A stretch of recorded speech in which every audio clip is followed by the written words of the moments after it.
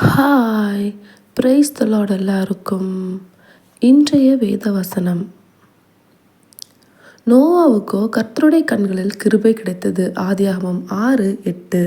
பரலோக கவனத்தை ஈர்க்க வேண்டுமே, அப்பாவும் கண்களில் கிருபை வேண்டுமே, எப்போதும் என்னருகே நீர் வேண்டுமே, நீர் வேண்டும், நீர் வேண்டும், நீர் வேண்டுமே.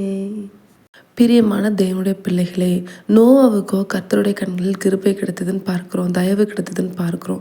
அதாவது அந்த நேரத்தில் அந்த ஜனங்கள், நோவாவின் காலத்தில் ஜனங்கள் எவ்வளவோ அருவருப்பான பாவங்களை செய்து கொண்டிருந்தாங்க.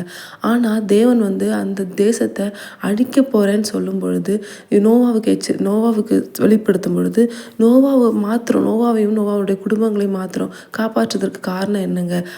அவர் தேவனுடைய பார்வைக்கு அருமையாக இருந்தார். அவர் தேவனோடு சஞ்சரித்தார். தேவனிடத்தில் எப்பொழுதுமே அவருக்கு பிரியமானவைகளை செய்தார். அதுபோல் இன்றைக்கு நமக்கும் தேவனுடைய கண்களில் தயவு கிடைக்க வேண்டும்.